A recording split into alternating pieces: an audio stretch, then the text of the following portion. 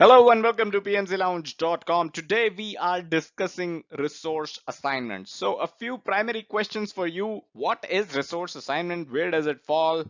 What exactly are we doing? Is this a process? Is this an input, output, tool and technique? What exactly is resource assignment? What do we mean when we say resource assignments? Let's discuss all of it in this video. Now you already know the first and second link drill, right? You already know the first link is going to take you to our official website.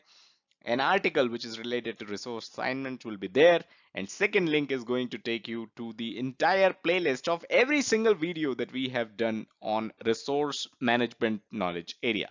All right, let's get started. So where are we? Good question. We are in the outputs of the acquire resources process. Let me pull up the PGKA mapping chart here. So we are in executing process group, resource management knowledge area, the acquire resources process.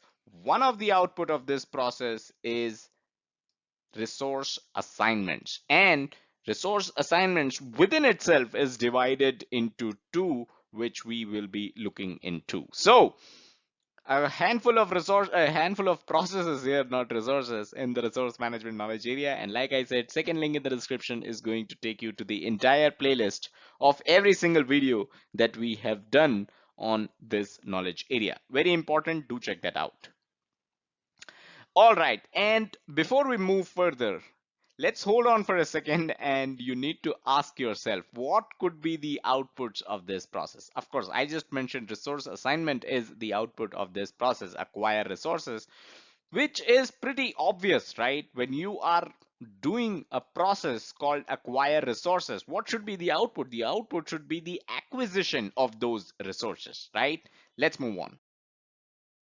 So, like I said, resource assignments within itself is divided into two parts thanks to the new PMBOK guide edition, which is edition 6, which differentiates human resources and calls it team resources and physical resources, right? So earlier, this knowledge area used to be called human resources management, but now it is simply resource management because it covers physical resources as well. Now, physical resources means your equipments, supplies, materials, and even locations. Let's say you need certain meeting rooms to have your weekly team meeting. That also counts as physical resources. You need meeting rooms for your daily scrum meeting. That also counts as physical resources, right? You may need certain lab access for testing purposes. That also counts as location. So location is also a physical resources. So these are the physical resources, and the documentation. And what does the documentation do? The documentation confirms that these resources have been assigned to your project. This documentation is basically the output of this process, the first output of this process.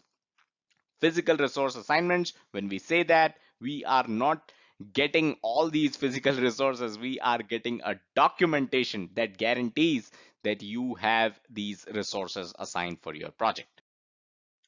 And next is project team assignments. You can also call this the human resource assignment. So as obvious as this is, like we mentioned in the previous slide, this will also be documentation of the team members or the human resources that are assigned to your project. But there's some extra information at play here as well. And what is this? With this output, you will get the team member names, and you need to update those names in the project management plan and other relevant documents like your project schedule, your RACI metrics. Do you remember the RACI metrics, by the way? Third link in the description will take you where we have already discussed RACI metrics. So wherever you need the name of human resources or team resources, you will be updating them with the help of this output, the project team assignments. So those were the two outputs of the acquire resources process.